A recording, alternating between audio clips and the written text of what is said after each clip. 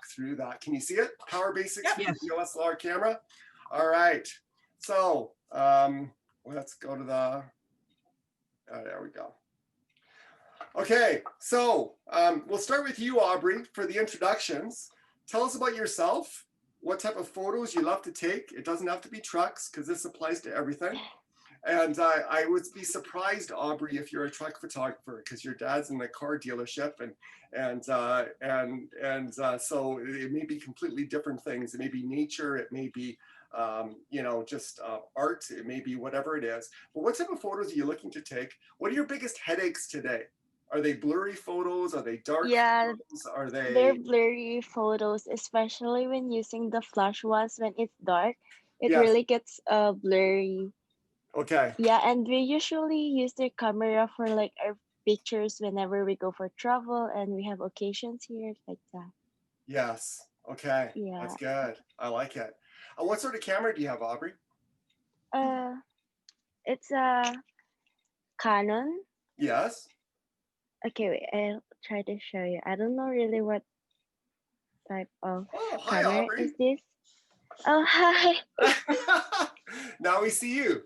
Wait, I really can't see which, if I'm, It's a Canon. That's fine. You've got a Canon yeah, this DSLR. one. That's all that we need to know Yeah. for now. And it's got, yeah, so that looks very similar in structure to the Nikon that I have. And every camera is a little bit different. Frustratingly, even within Canons and Nikons, the menu systems are somewhat different. So when you get into those types of cameras, there's no consistency. But what you're going to learn today are the basics. And actually, I'm excited that it's going to let you, give you a foundation to be more intentional for Aubrey in dark places to take photos that look great. So if that's the one thing that you kind of come away with, Aubrey, I'll be very happy. And I want you not to be afraid to ask questions. If you're not sure by the end of this, then ask me questions. Sorry, David, I'm possibly going to lose my connection. I got a truck coming along here and he might block my signal.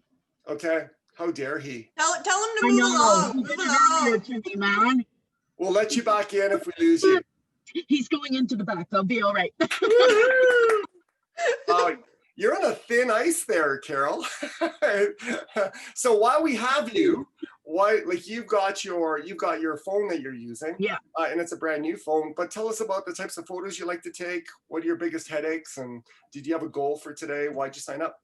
I take pictures of everything, nature, especially, well, my truck, my dog. The biggest thing that I was looking for was learning how to use the different settings in my phone camera, because that's all I've got. Okay. Because I mean, there is different settings. I was just looking at this one and such, just to learn the proper parameters and that. Okay. Well, my dad used to be a photographer and he had nice big fancy cameras, but they were 20 years old. Do you know what? Are they still around? I don't have them anymore. No, I wish I did. I really do. Yeah. But, yeah.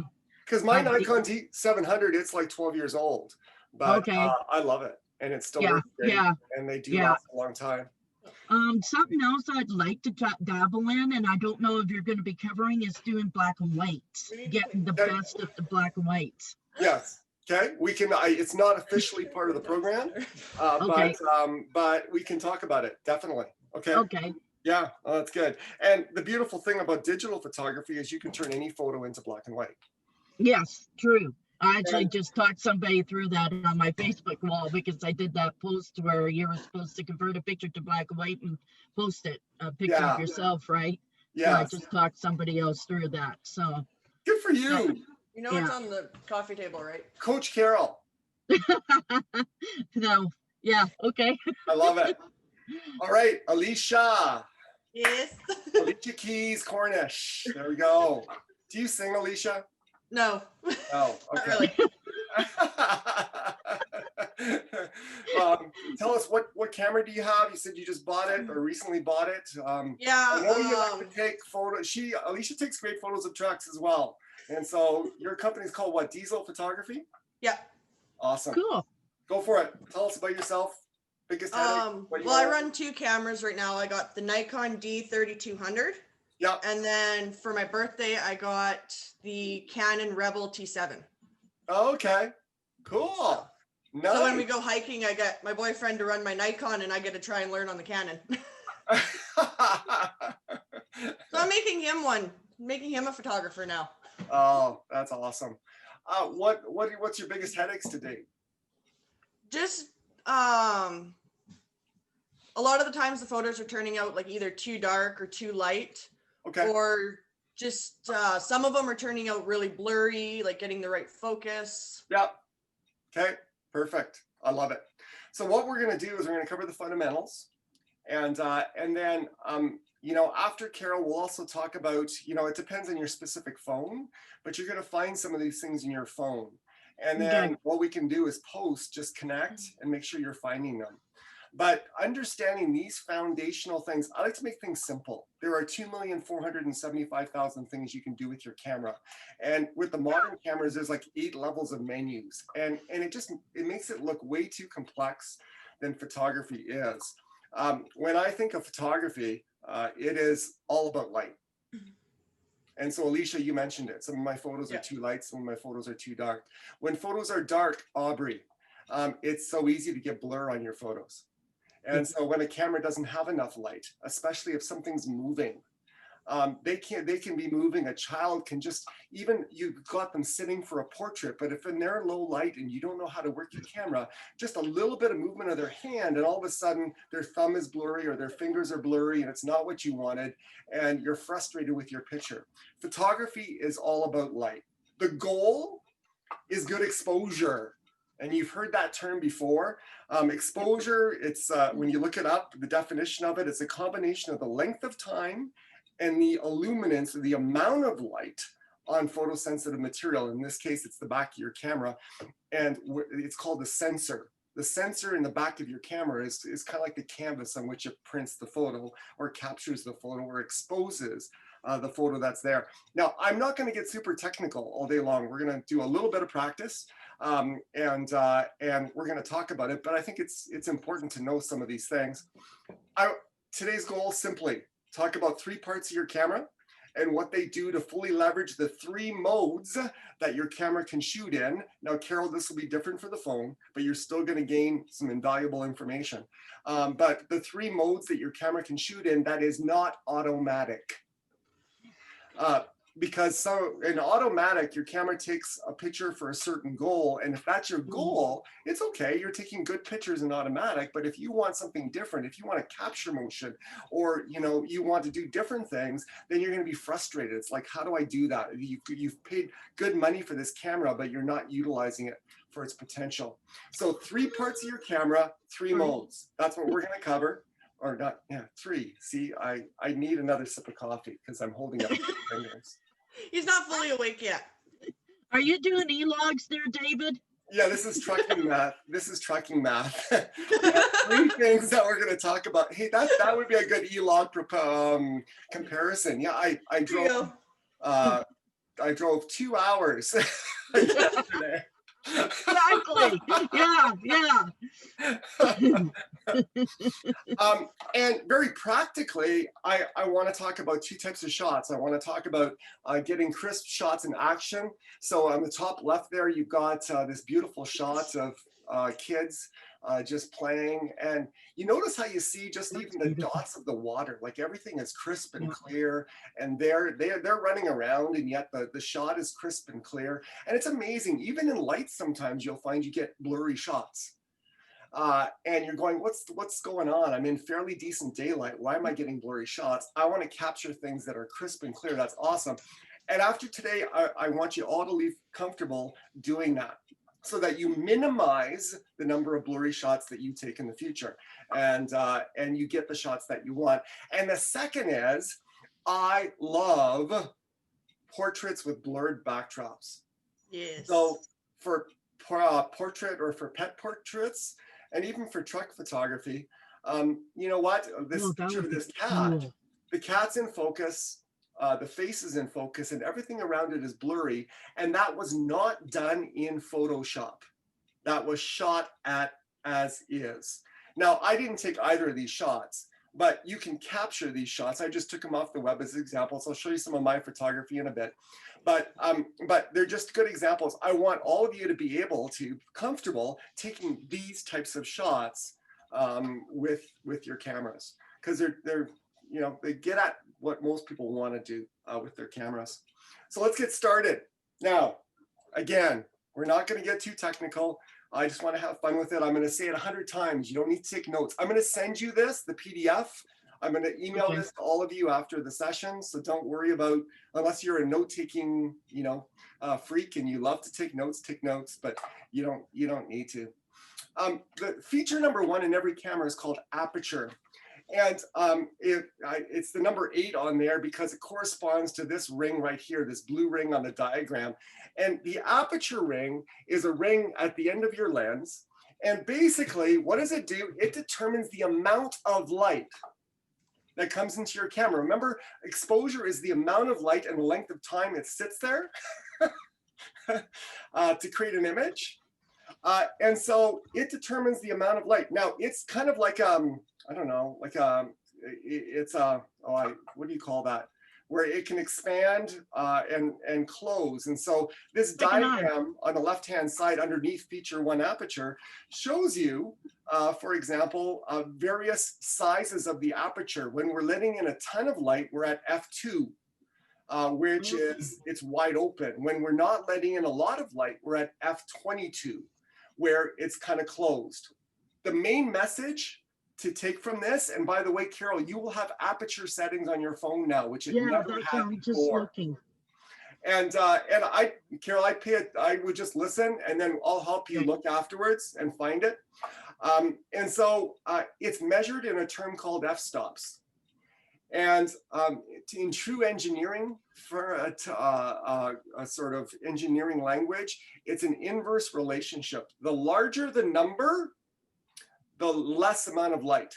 Okay. The lower the number, the more amount of light that you let in. And so let's do a simple quiz. I've got 2 pictures on here, and I've got that diagram again. And all I want from you is an answer. Would you be more on the top half of the f22, f16, f11, f8, or would you be more on the bottom half, f5, f4, f2.8, f2, to take these pictures? So the picture on the left is a beautiful portrait of a dancer in a fairly dark room. Are you going to have your aperture on the bottom half more wide open, or are you going to have your aperture on the top half kind of closing in and reducing the amount of light? I would say top half. And why would you say that? Well, no, sorry, bottom half, because you want to try and let more light in if it's a dark environment. Yeah. Give Carol a round of applause. Yes. When you were on manual setting, manual mode on your camera, and that's one of the 3 settings we're going to talk about. When you open up your aperture, which means you choose an F number that is lower, you are letting in more light, and you will actually start to see your pictures lighten up. When you are on manual mode and you raise the number of your f-stop, which means that you're closing the size of that aperture ring and the amount of light it lets in, your pictures are going to get darker. So a very basic concept. So the picture on the right is broad daylight, lots of sunshine, that very inviting looking cup of tea with a spoon against it. Either Alicia or Aubrey, would you be at the top half or the bottom half for the aperture that you would choose? Probably for being in the bright daylight, you'd be in the top half. Yeah, you just don't want to let in as much light because already the natural environment is providing a lot of light, and so you don't need to let in a ton of light to get a good exposure, which is what your camera is wanting to do.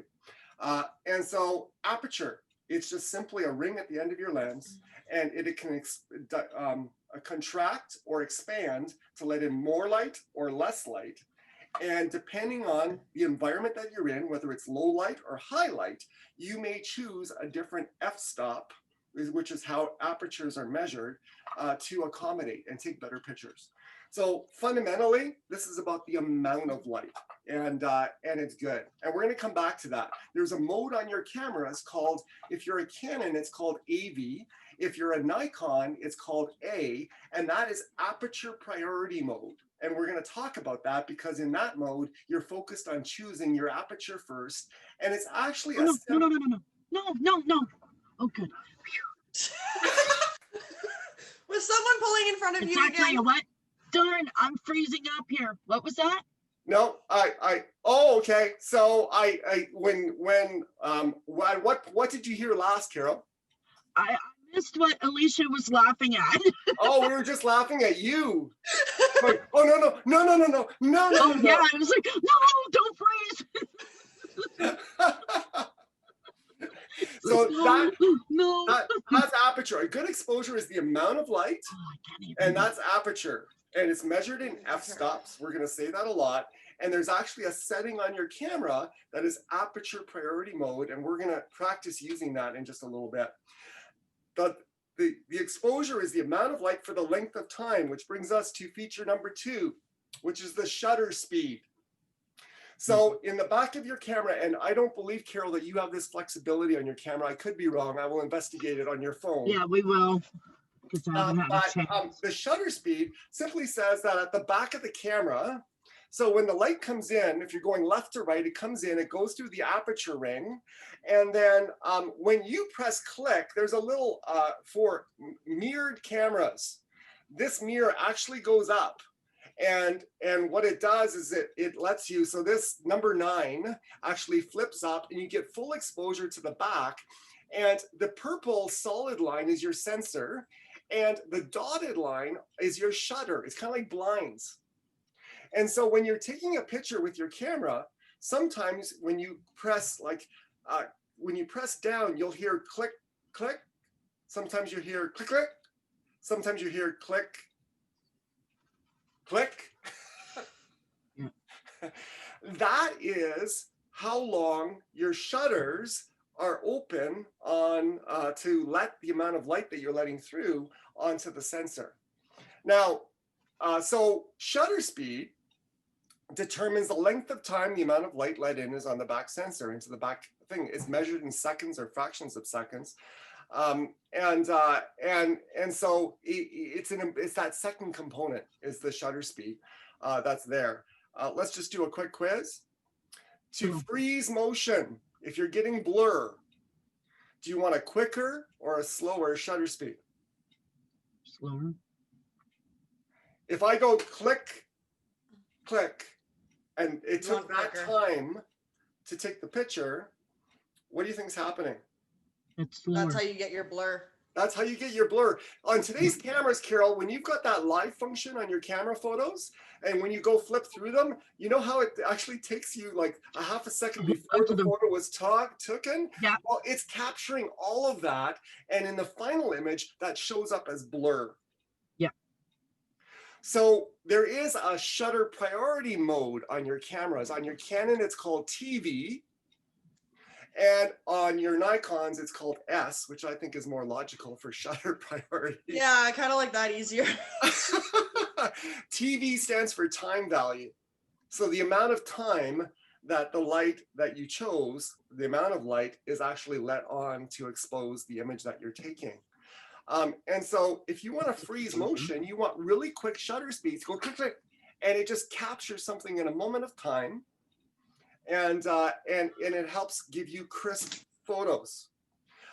And anywhere in between, I love the picture at the bottom there. I mean, the telephone pole is static and not moving, and the building behind is static and not moving. But the bus or the train or whatever that is moving. And so depending on the shutter speed that you choose, you can either freeze all of it, or you can actually say, I'm okay with blur because I want the stationary items to be in focus, and I want to capture just the ghost of this bus or this train or this dog or this truck in this particular photo. And so having fun with the amount of time that you leave those shutters open and the amount of time the camera is capturing action is a ton of fun. Now, I said on your camera, you've got the TV mode for Canons and I've got it as an S mode for shutter speed. That's called the shutter priority mode. And when I'm shooting action, I tend to be there because it lets me very easily choose the speed at which it goes click, click, or click, click, or click, click. So question number 2, which is faster? Because it measures it in seconds and fractions of seconds. And most of the time, you're going to be in fractions of seconds. Is it 1/100th or is 1/400th of a second? Which is faster, 1/100th of a second or 1/400th of a second? Aubrey, what do you think? I'm not really sure, but I think it's 1/400. Yes. Yes, definitely. So in a fraction, the larger the number at the bottom, the faster that it is. The smaller the number, the slower it is. Now, 1/100th of a second sounds like really fast, but it's amazing if something's moving, depending on the speed at which it's moving and the amount of light, it can be a long time and it can actually create a lot of blur in your photos. And we're going to practice that in just a little bit. What does 15 quotation marks mean? 15 quotation 15 marks. seconds. Yes. Yes. So depending on your camera, and it changes even within Canon, within Nikon, when I'm looking at my shutter speeds, I can, like for fractions, I will just see 100 and I'll see 400 as a number on my screen. So if you're taking a look at this, you're going to see the number 125 there. It's telling me which way am I going here. 125, and it's upside down. Let me do this. Yeah. Sorry. So let's just press it. And, oh, there we go. 125. It's telling me that my shutter speed is at 1/125th of a second. And for some of you on Canons, it'll actually go 1 over. But if I don't see the quotation marks, I am in a fraction. So if your camera doesn't tell you fractions, but if you don't see those quotation marks, you're in fractions of seconds. So if it's 1/100th, 1/400th, 1/1000th, my camera goes up to as quick as 1/8000th of a second. And we're going to find out what your cameras do in a little bit. And it can go as slow as 30 seconds. And so exposure, getting photos that look good and have the right lighting on them, there's 2 things.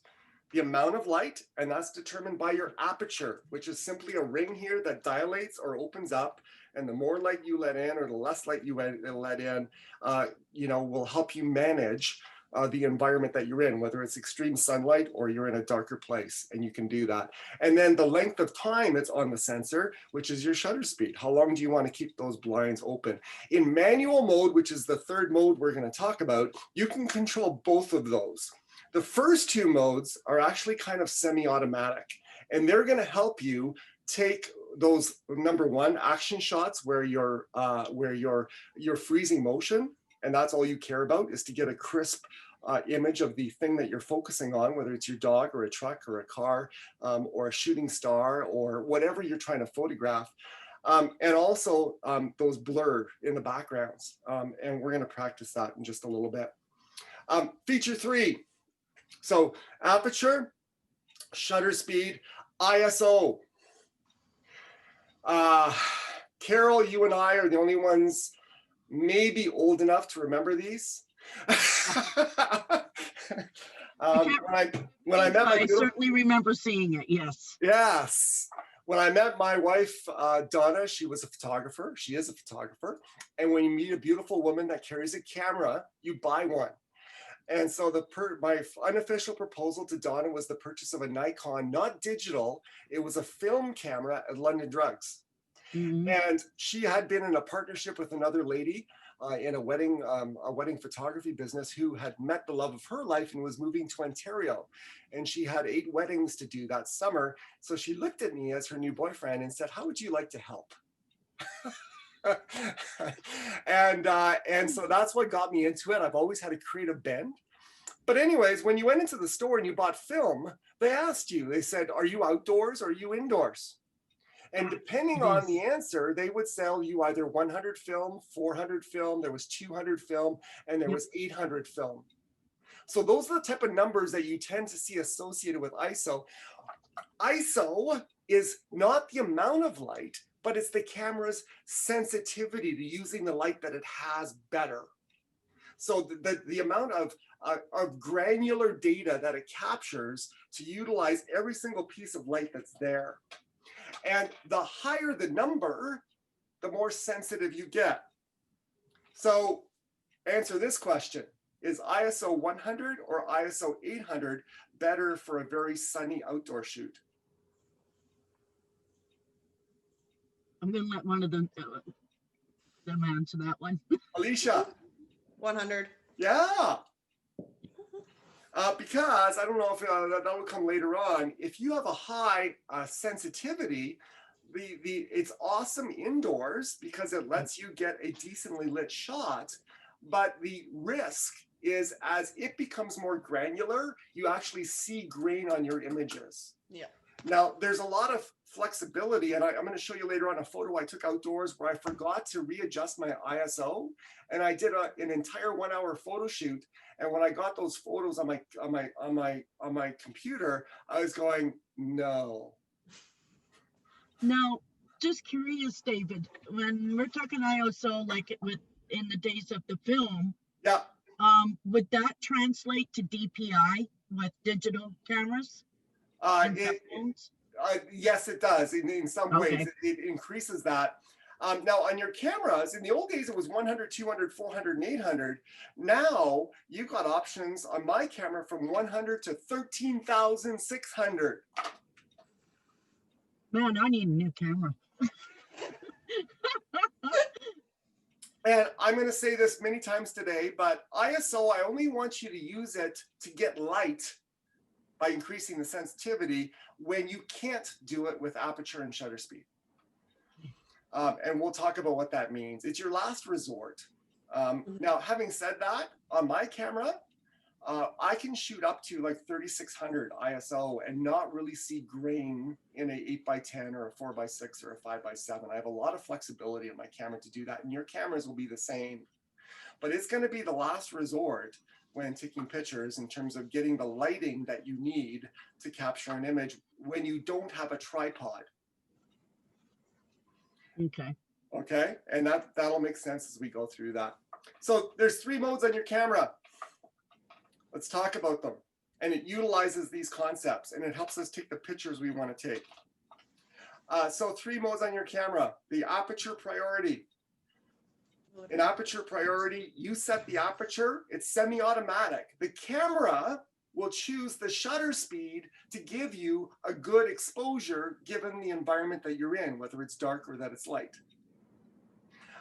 And so you just have to worry about choosing the aperture. The camera will still automatically choose some things to give you a good picture, but there's reasons why actually aperture priority is what I shoot in when I do weddings, and I'm in truck shoots at a truck show.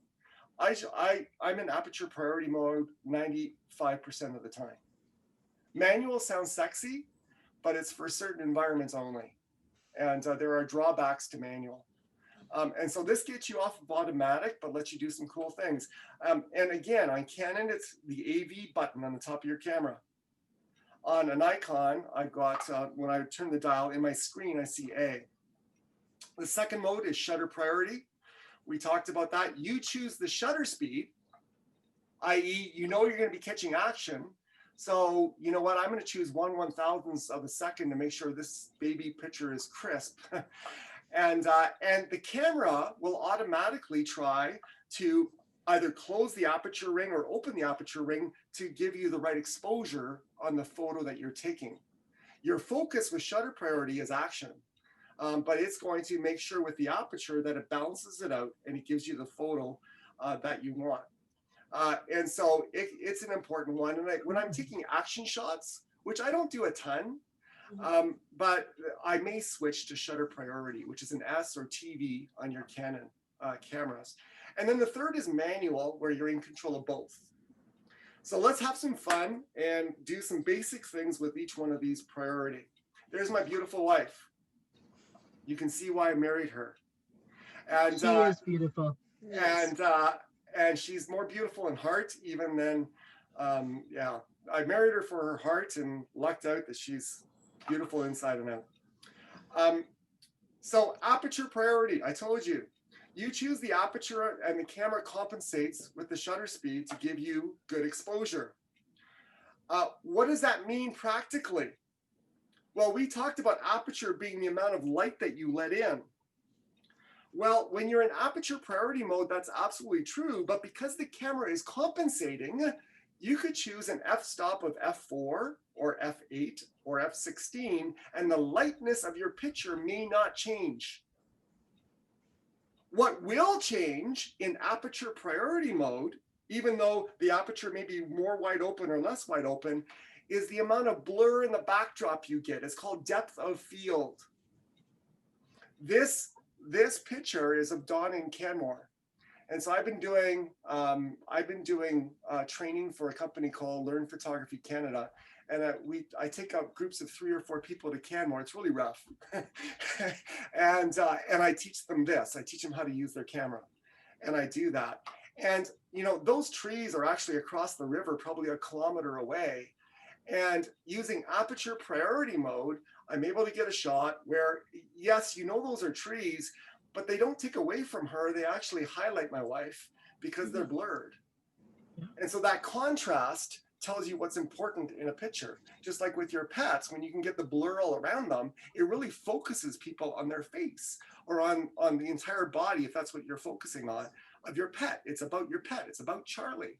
It's about, you know, and so that's what that does.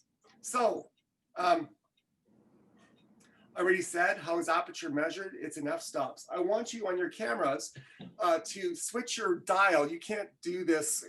I want you just to listen to this, Carol, and then we'll work on your phone camera exactly how it's done because it's different for all. I actually do have an older camera at home. It's one of the first ones, but I'll have to grab it. Yeah, please do. Yeah. And so for Aubrey and Alicia on this call, I want you to turn your camera to aperture mode or TV mode. So turn the dial so it's on TV because you both got Canons.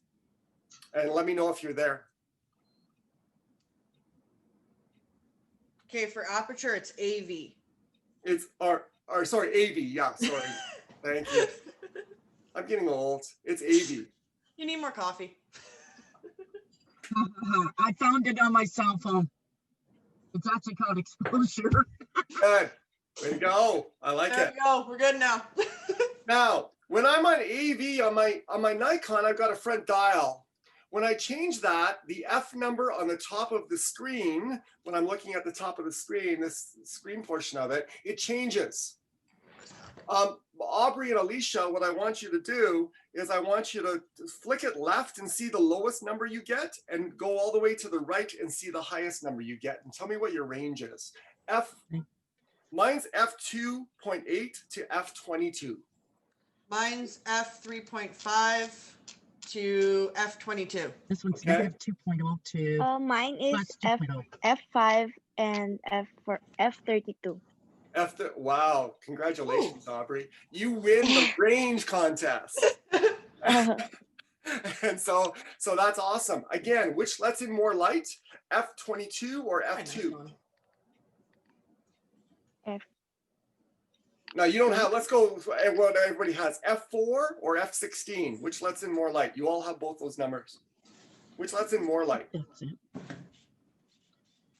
F4. F4, yes. And F16 lets in less light. Yeah. And so that's what we're affecting here. But it's because I love depth of field, and I want pictures of portraits to have a blurry backdrop. I want pictures of big families not to have any blur because then grandma and grandpa are blurred out.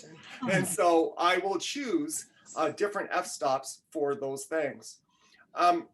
Here are the 3 things. I'm going to be sending you this PDF. You want to get that portrait shot of your dog or a family member or your dad, Tito.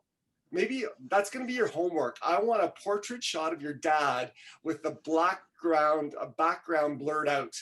And then he can like blow it up to 4 feet by 6 feet, put it on the wall in his bedroom, Don't, and please. Okay. and then do all of that. That's going to be your homework. Okay. There's 3 simple considerations to get the shot that you saw of Donna in Canmore. Number 1 is distance between the subject and the backdrop. I should have not said you, the subject. So the distance between Dawn and the backdrop. The more distance that is between the person or dog or thing you're taking a picture of and their backdrop, the more blur you're going to get. When I was growing up, if we were at a statue or we were at something significant, my parents would automatically put all of us right against the statue. And I remember doing that too. yeah. Yep. And you know what happens is Wow. 2 things. Functionally, the camera can't tell the difference between you and the statue. And visually in the image, you kind of get lost in the statue. There's no differentiation between the subject and what's in the backdrop. So it's usually not good anyways. Although I will say this, what is the best picture? It's the one you love. And that's slightly different for all of us. So rules are made to be broken. But if you want to get blur in the backdrop, you know, if I want to do that and I put this right against my cheek, it's pretty hard for the camera to, you know, focus on this and blur out my face. I'd have to do that in Photoshop, and I can do that in Photoshop, but it's just not. The farther this comes away from my face as the backdrop, the more blur that I'm going to get. You need to be in aperture priority mode, AV or A. Which is more Canadian. And then number 2 is in aperture priority mode, I want you to be on a low f-stop. I want that aperture to be wide open. So for many of you, your bottom was 3.5. For some of you was, you know, 4, whatever it is, whatever your lowest number is, that's where you go. Now, that's not the only place you'll get blur, but that's where you're going to get the most blur. And so on my camera, I might be at f4. I'm going to get a ton of blur. If I go to f6, it closes it a little bit. I'm still going to get blur, but it's going to be a little bit less. And this is something you can have fun playing with, because sometimes you don't want the backdrop completely blurred out. Sometimes you want people to recognize what's in the back. And I'm going to go back just quickly. This top left picture, I love that. That is our friend Ben Overton, who's just recovering from a horrible accident on a toboggan, and he broke his spine in 3 places. Ooh. Oh no. Tobogganing in Winnipeg, and he had a 7-hour surgery, and I shed a few tears. He posted a picture of him standing post-operation, because so often those sorts of breaks result in paralysis. Yeah. And he might suffer some chronic pain, but he's able to walk and stand and do those things. And I was just so happy for him, because this is a very cool family. And this is their daughter, Evie, at 3 days old. Now, I've learned when I do baby photography, I really want babies. Like, I really want newborns, because when they're 3 days old, they stay where you put them. You don't have to tell them 20 times. Yeah. And they're not moving around constantly, and you can put them in those positions that you see those beautiful baby photographs, you know, in their various surroundings. Yeah. And Geddes. But you see here, this is a shallow depth of field, and Ben, and I call this picture Daddy's Girl, because it says this is all about Daddy and his daughter, and I have 2 daughters, and they are Daddy's girls, but yet, you know, Megan, his wife, is in the backdrop. She's blurred out, but it says family as well, and you get the rest of the story. But the highlight is on them, because she's slightly blurry. She's not totally blurred out like the trees are with Donna's picture on the right-hand side. And it just tells the story that I want to tell. So when we're doing this type of photography with aperture, here we go. You're going to be at the lower end of the F numbers. So what I want you to do is I want you to set your cameras to the lowest f-stop that you have. Use your scroll button and go to f3.5, f4, whatever it'll allow you to do. And I'm going to share something else here. Stop the share for a second and share screen. I want you to use an object. Last night I just took a picture of my coffee cup on my desk, and there was some things behind it. But what you do is you actually, third step is this is the type of image I want you to get with your object. I'm going to stop the share and we're going to go back and share the presentation again.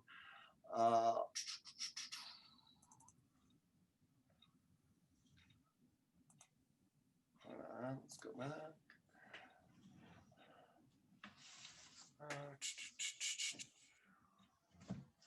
Oh my God, Gracie. You snore louder than Luke. The third thing is that is your distance from the subject. And so I want you to play around, and what I want you to do is place a subject with some stuff, that has some distance, with the wall behind it, or it's not right up against stuff and there's stuff behind it. I want you to go right up close to it and be wide open in terms of your zoom. And so it's like more wide angle, depending on the lens that you have. Take a picture and then also back up and zoom in on that object. I want the object to be 80% of the picture, like this cup is, not just a little part in the corner. A lot of people, they say, I can't get the blur, but really they make the cup like just, the bottom little piece of this picture. And it's hard for the camera to distinguish between what's the main object and the backdrop. And so that's why you're not getting blur. So go ahead, and I don't need to see them, but go ahead and try to take a picture like that. And I'm going to get back to this presentation when I can here. That's the light.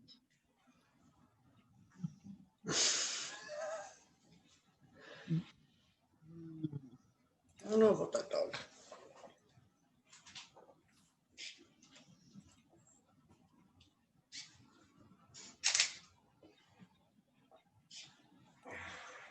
Really, Gracie? Yes, you. You're snoring loud. I can't hear him or her. You're lucky. That's what my wife would say about me. David, you're snoring loud. Yeah, I don't know who snored louder, the dog or the boyfriend.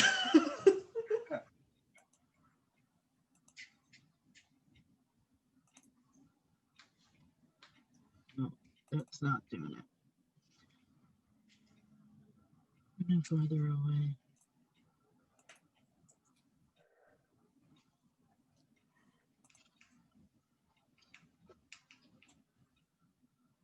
Also, I might as well doing it a little bit here with my cell phone, just a little bit, where everything in the back is blurred, and Yeah. I do with my Peterbilt, my steering wheel here, right? Yeah. And then my gauge is in the background. And we'll figure out the settings on your cell phone. Yeah. Alicia and Aubrey, how much success are you having?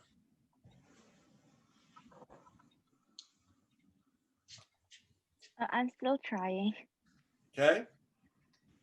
So make sure you're on F4, you're on AV, and try a shot where you're right up close to it and you have to like expand, like keep your lens like wide open in terms of zoom, and then go back a little bit and then zoom into it to make it just the focus of your picture, and take it from there. Charlie, are you gonna wake up today?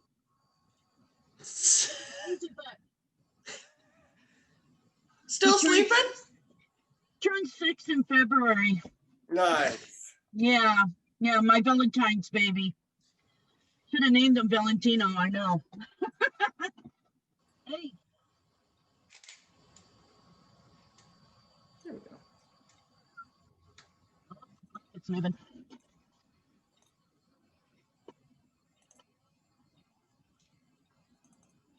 Actually, one of the cameras that my dad used to absolutely love, and I don't think they even make cameras anymore, was a Fuji. Okay. Yep, I used to have a Fuji Okay, yeah. before I got my Nikon, and then I got my Canon, and Yeah, he had Fuji and Canon. yeah.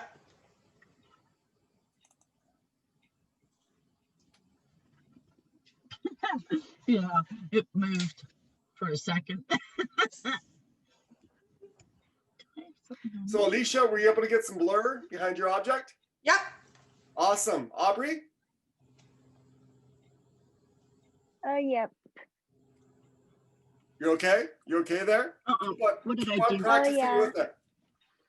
Keep on practicing with it because that's the key to getting blur in the backdrop. If you want all in focus, so Aubrey, if you're taking a picture of your family and you've got 12 people side by side, you don't want it starting to blur the edges, and you don't want it to starting to blur people that might be in the second row instead of the first row. And so the key on aperture priority to make sure that everyone's in focus, one of the keys is to choose a higher number f-stop, and you'll have everything in Don't focus. freeze. You get up to f14, f16, f18, f20. Okay. Yep. All right. So Yeah. that is depth of field. And I'm going to encourage you to practice it. And I would love if each one of you could email me a photo you took of something or someone where they're in focus and the background is blurred. And if you're having issues post the workshop, call me and let's work through it, because I want you to be Wait a comfortable. second here, guys. I'm turning my. Sorry, I'm turning it to the side. I Oh, Carol's gotta frozen. step into the back There in we front of go. my car. Yeah, no problem. Okay, Drink some coffee. that's perfect. Just gonna go in the back for a sec. I'm grabbing more coffee. Okay, 1 minute break. Great. Where is it? Oh, there it is.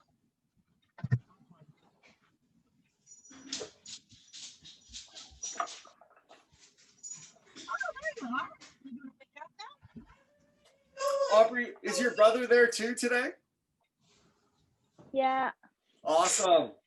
You lay down. Go find somewhere to lay down. Yeah. You're gonna have to wait. Come here, Gracie. Gracie. Here you Hey, Charlie. Charlie. Charlie. Charlie and Gracie. That sounds like a half-hour sitcom. are. Yeah. There we go. Gracie, come here. There's Charlie. Charlie's our He's reflection. your puppy sitting. Yes. And then wherever, oh, Rogue's laying down underneath the chair. All right. So in aperture priority, you set the aperture and the camera chooses the shutter speed. While it is true that the lower the f-stop number, the more light is let in, functionally, the main purpose of being an aperture priority is choosing the amount of blur you want. That's really what it drives after, the amount of blur that you have in the backdrop. And so the distance between you and the backdrop, or the subject in the backdrop and you and the subject, and a low number will give you more blur. Higher f-stops will give you more all focus. And I'd encourage you just to play with that over the next little while. And then you'll be able to choose. And so when I'm on aperture priority mode, that's what I'm choosing. Do I want everything in focus? High f-stop number? Do I want blur in the backdrop? Low f-stop number? And I'll position the person accordingly to that. You've done that. Shutter priority. So turn your cameras to TV. There you go. Now you got it right. Yeah. And let's go to that. And if on my camera, if I go left, I go all the way to 30 seconds because I get the quotation mark. If I go right, I can go to 1/8,000th of a second. Now, it doesn't show me fractions. It just gives me numbers in my screen. So I know that's a fraction. If there's no quotation marks, it's a fraction of a second. Some of your cameras will tell you it'll go 1 over, and that's more obvious. But depending on what your camera is, you're going to see different things. Alicia, do you see fractions, or is it just numbers without a quotation mark? I get numbers with a quotation and then fractions. And then, good for you. Aubrey, do you see fractions, or do you just see the number without quotation marks? Both. Both? Okay. So what's your range, Aubrey? 30 quotation and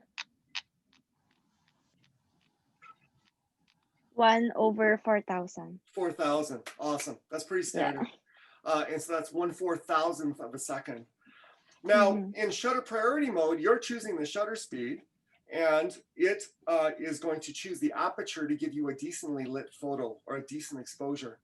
And I use these for action shots. So you were talking about blurry shots, Aubrey, and Alicia, you said sometimes your shots are blurry. Yeah. I you know, being in TV mode is the easiest way to control that. You can control that in AV mode too, but we'll go there another day.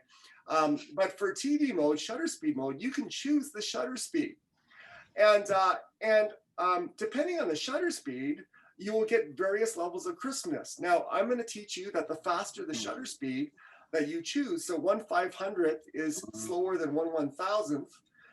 If you're getting blurry pictures at a shutter speed of 1/500th, you just need to increase the speed of the shutter until the action is frozen. Sometimes you don't want to do that. Sometimes you want a slower shutter speed and you get pictures like you see on the screen. I love that with waterfalls. In the picture of the kids playing in the puddles, the water was like crystal clear and you saw every droplet, and that's cool. But this is like a Thomas Kinkade photo, whereby at certain shutter speeds, it's going to capture the motion of the water and create a beautiful white sort of cascading effect. And to me, it looks like a Thomas Kinkade painting of light. And I love those effects. Not actually seeing anything. Are you not seeing I'm anything? not seeing anything. No, it just says you started screen sharing, but seeing. it's still black. Am I Oh, still okay, I'm back? not the only one. Okay. Oh, okay, thank you. Oh, there we are. Well, Okay, now I'm Can't see all of back. us. okay, now I see David. That's weird. Okay, hold on. Let me just get rid of. Technical issues. Distracted there. Charlie's seeing himself in the stack cover of the truck next to me, and that's what he was barking at. So I'm taking pictures of this. Too funny. Okay, let's see if we can get this. Oh, give it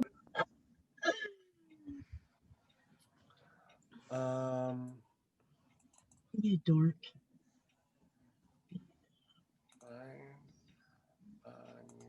Good morning.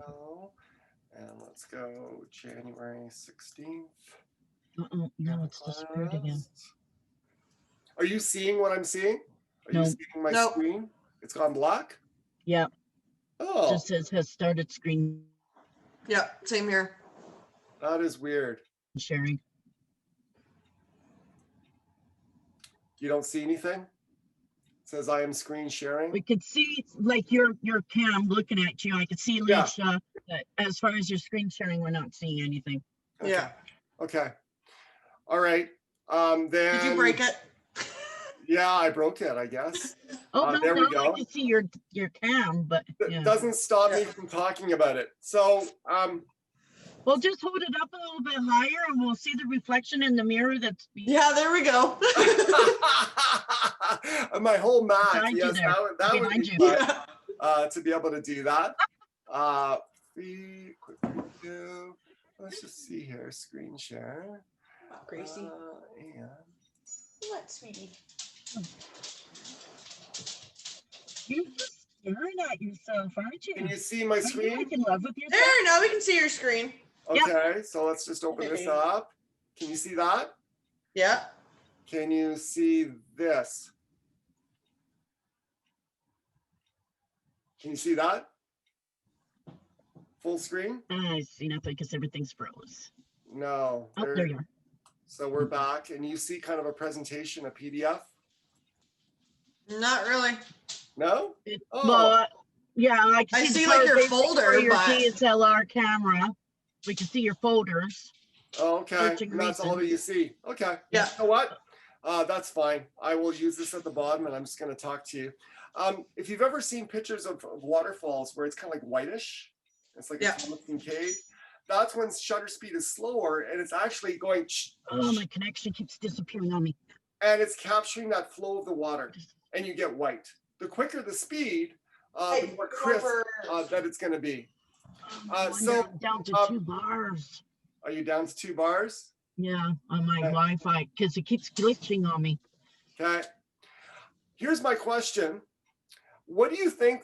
Because at some point, if the shutter speed is too slow, that you are required to take the picture, So say it's a low light setting. Will it hold the shutter open longer, or will it try to hold the shutter, make it quicker? Okay. If you're in a dark setting, do you want that shutter to be open longer, or do you want it to be shut quicker? Open longer. Open longer. And sometimes when you open longer, the shake in your natural shake of your hands gives you blur, because even when you press this button down, you can't hold your camera still enough at some point to be able to take a crisp picture. And then you need a tripod at that point. But here's my question. At what speed do you think, you can take a guess, do you think is the slowest shutter speed you can have your camera in to actually reasonably have a good chance of taking a crisp picture? What do you think that is? It's a fraction. What do you think that fraction is? 1/100. 1/100th? You're actually pretty close, Carol. Yep.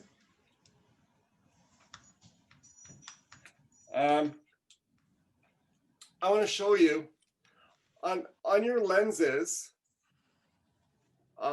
Which way am I going here? I'm going this way. You've got some numbers. Come down a little bit. So Down a little bit. there we go. There. You've got some numbers. You see like 35, you see 50, it's upside down, you see 20. That's the range of my lens. My lens goes from 15 or 24 to 70. What is your lens, Alicia? Mine's 18 to 55. Okay. And Aubrey, what is your lens? 18 to 55. Okay.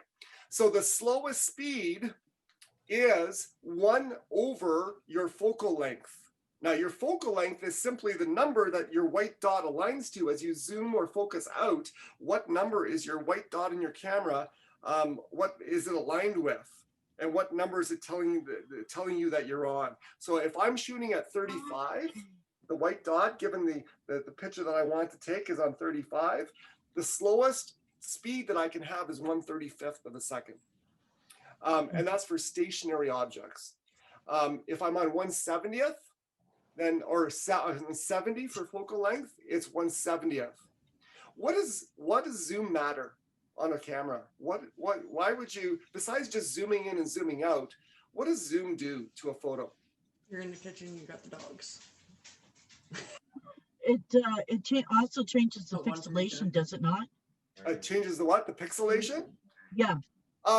In some ways, yes. And there's a Might greater need to go effect, up soon. Yeah. especially for portraits. When you are on lower focal lengths, like 18 or 24, and if you go, like, I would never, like when Alicia gets married, Okay. I am not going to be on 18 and 24 going right up to her face, right close up, and taking a picture, because close up at lower focal lengths makes people look bigger. And Alicia's beautiful, but everyone's sensitive, and they're going to see it. They know what they're used to seeing. And on this photo, if I shoot a bride, it is about perspective. The best portraits are taken when you stand back and you actually zoom in a little bit, and you're technically at higher focal lengths, at 70, at 90, at 120. I'll tell you, for the automotive photography that I do, the optimal photo length to make a car look sexy on the net so that someone sees the image and wants to click on it is 70. And so everything has its right perspective. The farther back, the more zoom you do, makes things look skinnier and smaller. The closer up and the less zoom you have, or smaller focal length number, 24 in my case, the fatter things look. Here's the scoop. I shoot big rigs. And if I want to make them look big, I actually would do what I wouldn't do to a human. I might go closer up and open up my lens to a low focal length, like the 24, and shoot that line from the ground. Because it makes it appear a lot bigger. Yeah, you have control about how your subjects look. I actually did that with Charlie one time. Yeah. Oh, suspense. It was like a monster. It was What? so Yeah. Yeah. Joys Yeah. and pity. So it is something that you can control. And so here's what I want you to do, Aubrey and Alicia. you've got your range of shutter speeds on TV. What I want you to do is I want you to set your cameras to 1/100th of a second. And you're going to be looking at the screen and I'm going to wave. Carol, I want you to stay still with Charlie, but I'm going to wave my hands. I want you to take a picture of me waving my hands at 1/100th of a second. Aubrey and Alicia, go ahead and take it. Now, what do my hands look like? Here, try again. Do it. Little bit of blur. A little bit of blur. Aubrey? I haven't took it yet. Oh, okay. I'll keep on doing it. Let me know when you've got it. I'll be moving my hands. Take a picture of me on screen.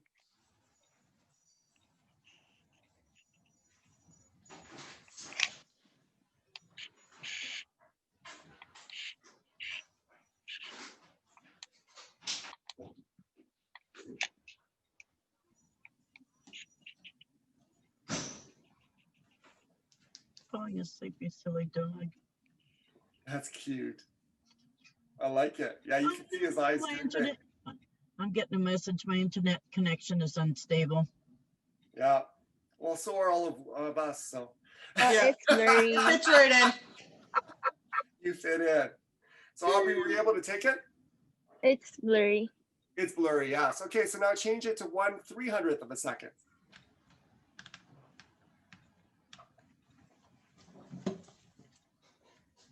Take the same picture.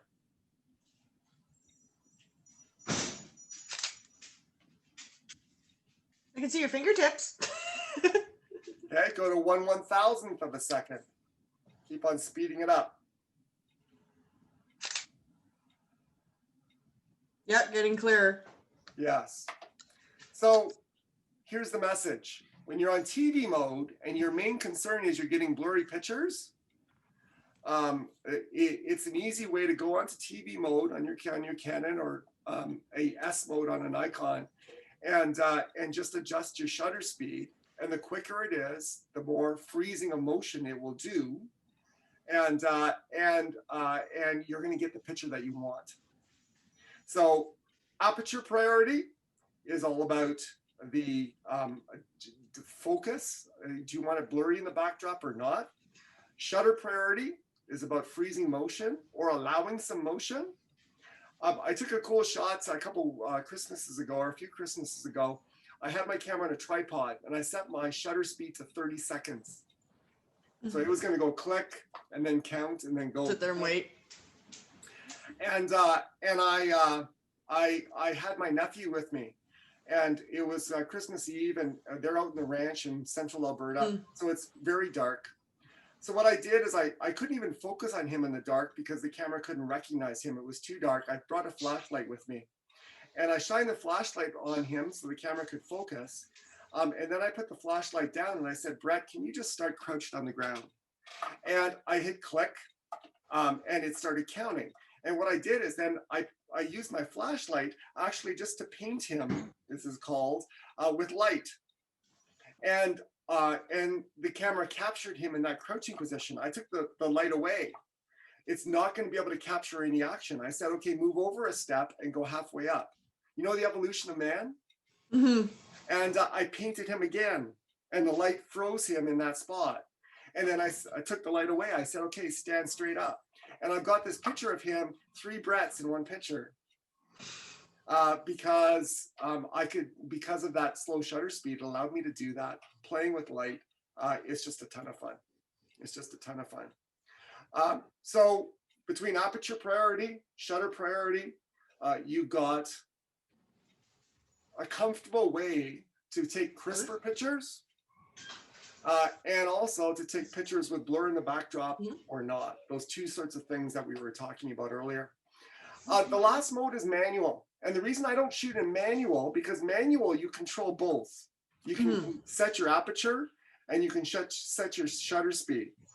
When we're outdoors at a truck show, or I'm at a wedding and things are moving quickly, I can set my camera to take a beautiful shot of Alicia, her boyfriend, and the dog, and it'll be perfectly set.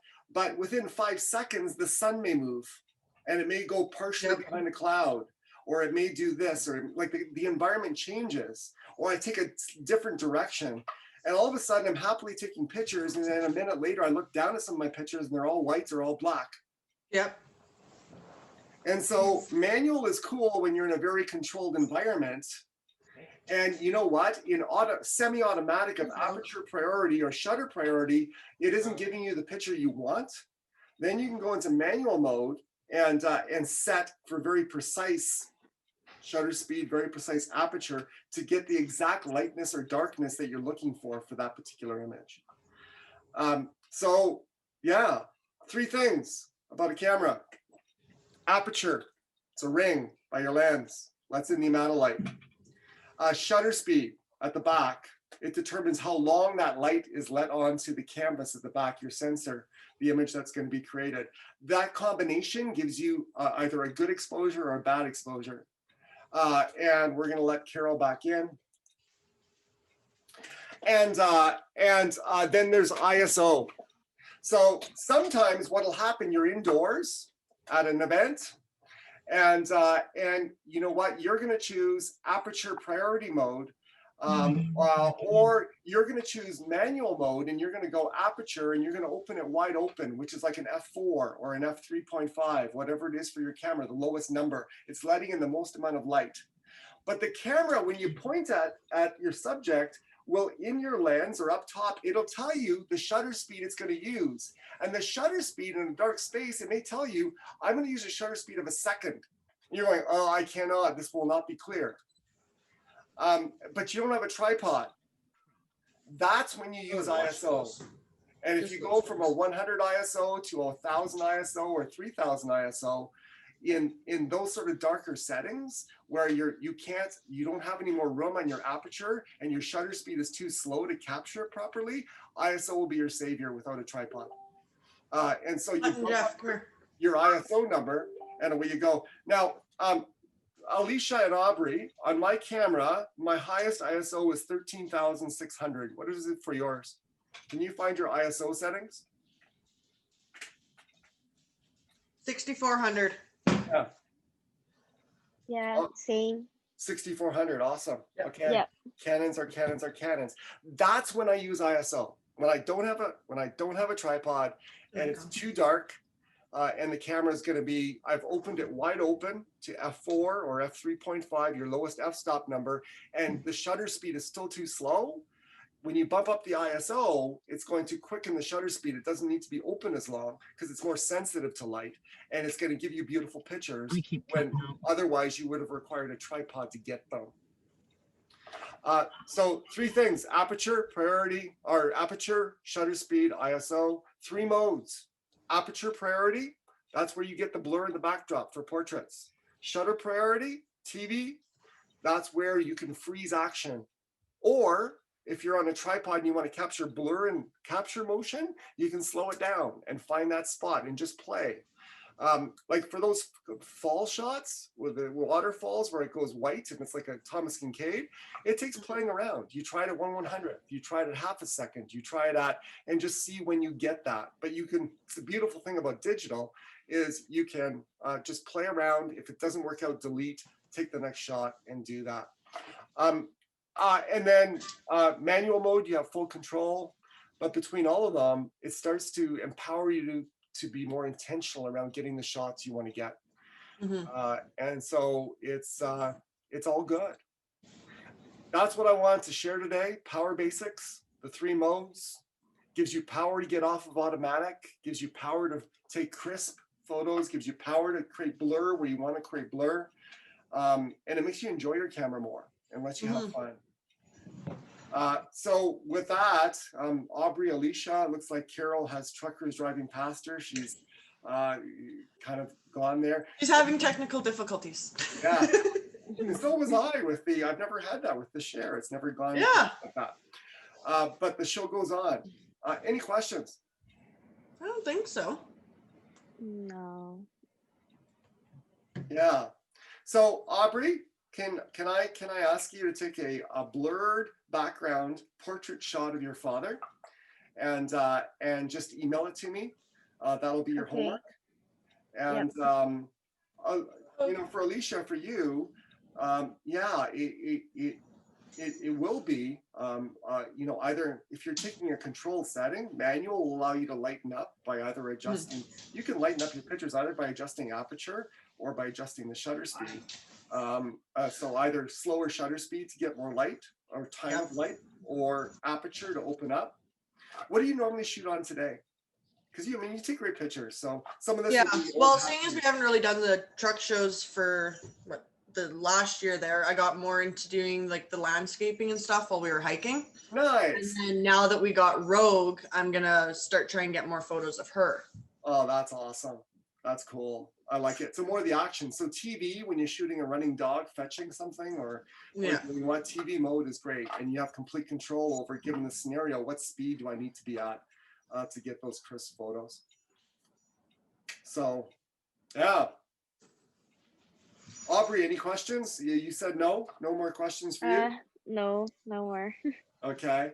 Are you hopeful that you know, a little bit of what you learned today will help you take the pictures you want to take? Yeah. That's good. Yeah, you've got a sweet family. Your Mhm. dad's awesome. And Okay. so congratulations. Okay, everybody, it's Saturday. It's the weekend. Thank Thanks God. for, joining in. Yeah. What did you say, Alicia? I said, thank God it's the weekend. Are you and your boyfriend going on a date tonight? No, we're just kind of hanging around the house now that we were dog sitting, but Okay. long week now. It's the new year. Yes. Yeah, 2021. And Carol. Carol, you're back. Yes, just in time to say hello, goodbye. Adele song. What's happening? There's so much activity in our shop right now. One of our mechanics came in, so I think it's interfering with my Wi-Fi somehow. Don't Yeah. know. We'll blame him. Yeah, yeah. It's There all we go. good. Let's blame him. It's all good. So yeah, if ever you do have questions, don't be afraid to fire me an email. This lets you sort of take control of your camera instead of your camera controlling you.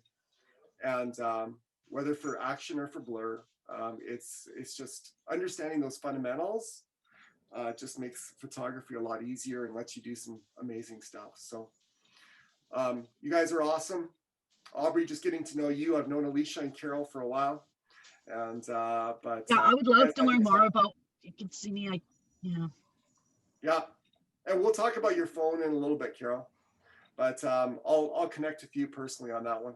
Yeah, because right now, I think evening might be the best time for us to do that, if it works for you, Yep. because there's no activity here in the yard then. Yeah, no, that's good. Okay, Because I'm living in my truck now, so whenever I'm in Armstrong, I just stay in the yard. is that where you stay? Okay, yeah. Yeah. Okay, all right. Have a great day, everybody. Yes. Thank care. you. See Charlie, you. come here. Yeah. Come here, Come here, Bye. Charlie. Okay, Bye. there's Charlie. Bye, Charlie. Bye.